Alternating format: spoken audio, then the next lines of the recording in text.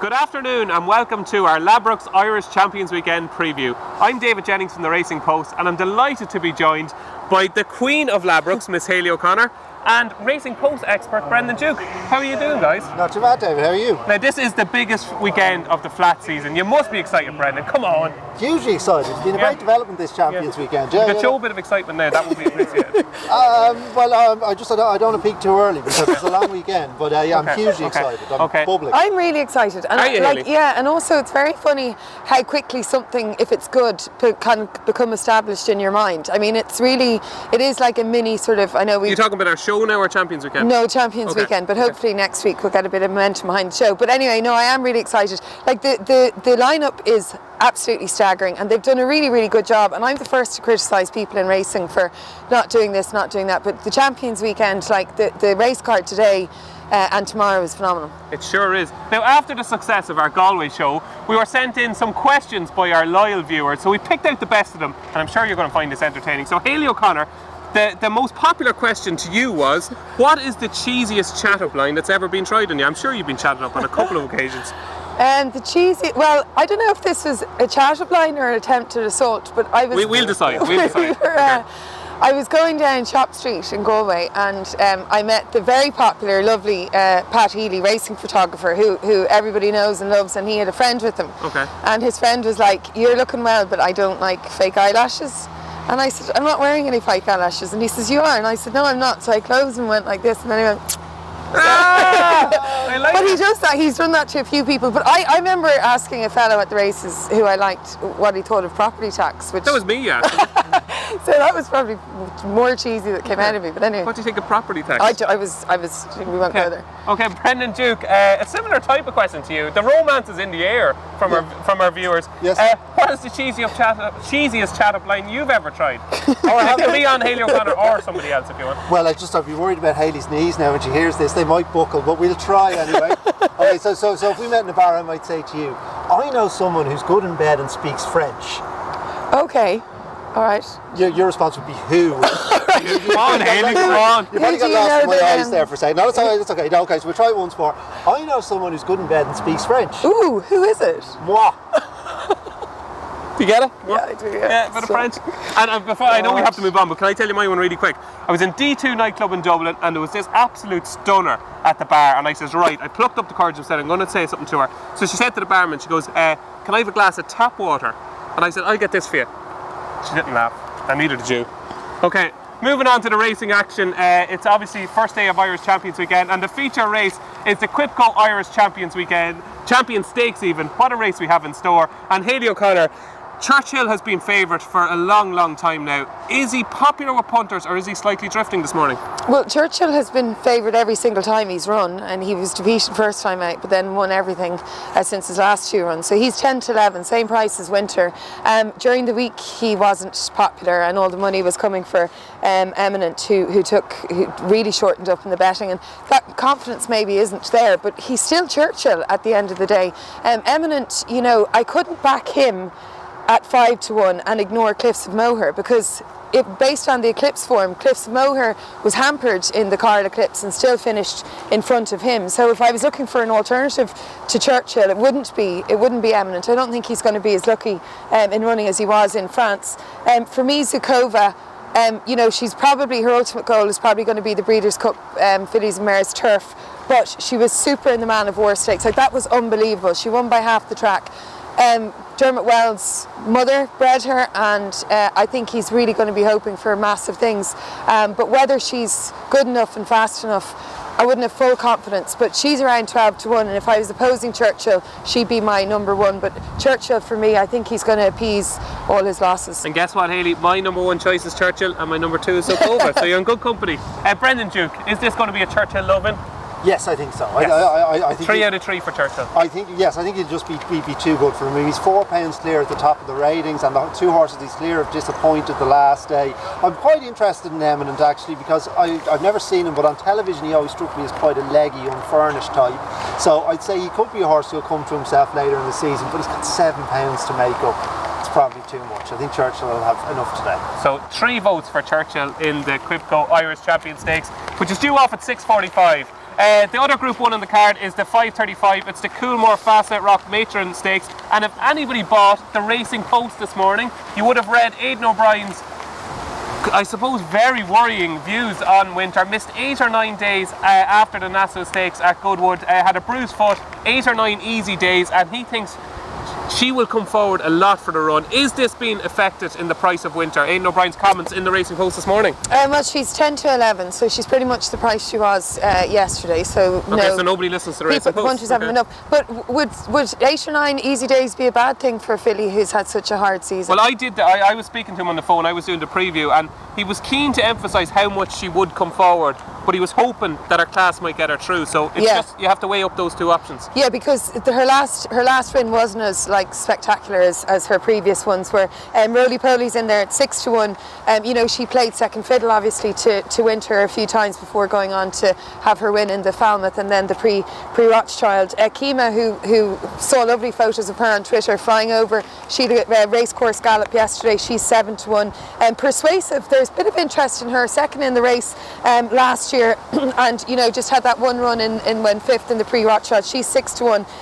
But for me, I'm going to be really unadventurous in this as well and say I'm just going to back Winter because her level of class and superiority, whether she's had easy days, hard season, I think she's phenomenal and she's tough. She certainly is tough. Brendan, I think Persuasive is probably the each way angle here. Second in the race last year, has been trained for the race, had an easy season. She's fresher than most. She loved the ground. Draws a little bit of a worry. Could I persuade you to back Persuasive?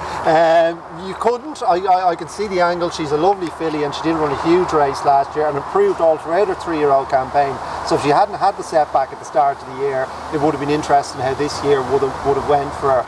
I just think it's going to be very difficult to give the weight to Winter. I personally think Winter's the best 3-year-old miler in training, Colt or filly, and obviously these rumours, well, they're not rumours now, they've been confirmed that she has had a little setback. Rumours, it's the Racing Post. Well, exactly, yes. I unequivocally withdraw that. The fact that she's missed 8 or 9 days, it'll be interesting to see how this bleeds into the market, but I just think it'll make the price, I think she'll be far too good. It's a funny market for favourites though as well, and English horses have a great record in the race and Gosden's won it before, so maybe that's something to consider. And it is a deep race. I mean, Persuasive, Kima, Rhododendron.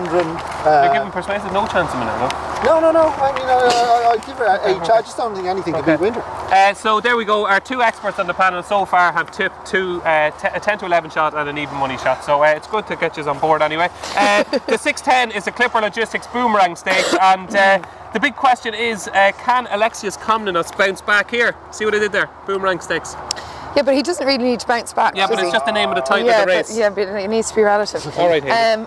He looked a little bit green to me actually the last time he won. He was really well backed on his penultimate run when he didn't win, and I think the True Valor won that day. He came third, and then he was very impressive, and the way he ran would kind of make you think that he is going to be even better. But what about Sir John Lavery, who I just thought put in a really good performance in the Platinum Stakes and sort of ran away with the race. Now that his 2 wins I think have been on soft ground, but there's 2 tracks here today. So the first 4 races went inside track, yeah. So this will be on the outside. So and that I believe is good to yielding. So that might put me against Sir John Lavery. The 2 older horses.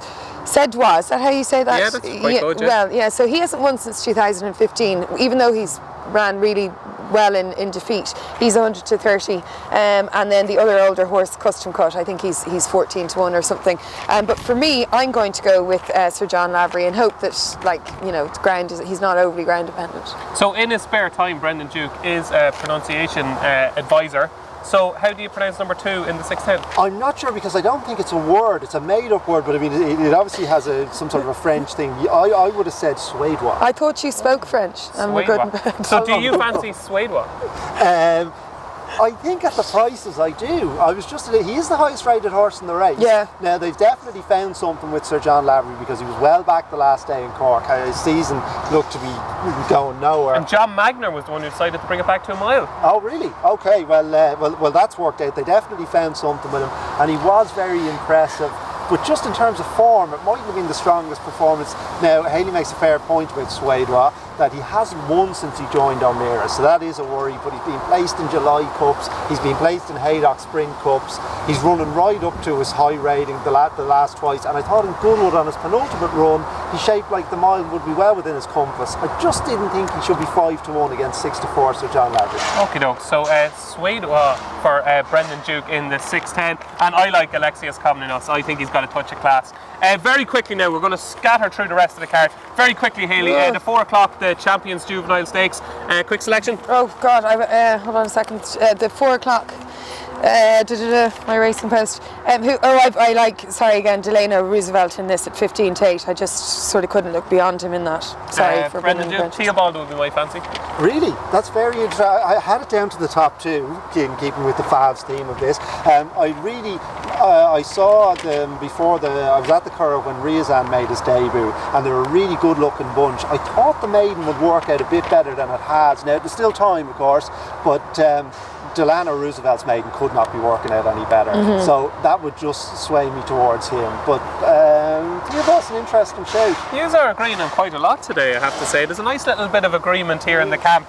The rest of the card, Hayley, is there something jumping out at you that's screaming to be backed? Yeah, Renetti. Okay, seeing Ruby Walsh going into the stalls would be interesting, and I know he's carrying top weight, and I know he's very in and out horse, whether the notion takes him or not today. Headbanger might be the best description. Headbanger, but sure, you're they're the best types, so I'll take the chance. I'll take the best. The 12-1 looks tempting for me. Brendan Duke, your best bet on, well, not your best bet, we'll leave that till the very end, but anything else you fancy on the card? There were just a few, David. I thought Azira might be worth taking on at around 7-4 with the penalty and what have you, and my eye was drawn to first time headgear for Aidan O'Brien, which is one of the great angles in racing. He's a master with the headgear, and he's put it on that Exemplar, who's shown nothing this season, but was fancy for the Dante. If the brake and the headgear works, I thought around 10-1 he was worth taking a chance on. And a couple of handicaps, I'm going to go for horses who the handicapper hasn't missed them, but I still think there's juice in them. Silver Code in the last got £11 for the last day, but the race could not be working out better. The second and third have gone in since, and Snow Falcon got £10 for his Killarney romp. But I think he can still cope with it. I mean, he's 160 horse over hurdles, and I'm not sure he really stays 3 miles over hurdles. So I think he can cope with 98. So they'd be my. Okay, that's interesting. So I suppose all that's left to do now is give our banker of the day. And Hayley O'Connor, your best bet on day 1 of Irish Champions Weekend is? Well, it's not a banker, but I think it's my best bet. Just something I found a bit of value in the Enterprise Stakes. Cannonball, a horse that's much less exposed than the horses he's running against, like US Army Ranger. He ran in Roscommon, and just the way he did it, he looked like he was totally in love with his job. He's around 15-2, so he's going to be one of about 3 bets I'm going to have today. Okie dokes, Cannonball for Hayley O'Connor. Brendan Duke? Winter is coming, David, and I think that because of the facts. You're not going to go for winter, are you? You're unbelievable, because I've been on one of these before, and he says all people want is winners. Just put up a winner, don't worry about price. And then when I do put one up that's going to win. There's a fella there mowing grass over there. I'd say if I said to him, what do you fancy today? He'd say winter. You're the expert. I can't win. Tell people something they don't know. Okay, you're going to go for winter, right? We'll let you go for winter, okay? And my fancy is Alexius Komnenos. You're going for a 2-1 shot. No, it's 9-4. It's better than 10-11. So there you go, folks. That's it from us. Don't forget to join us tomorrow for the second day of Irish Champions Weekend at the Curragh, where we'll be there to preview all the action.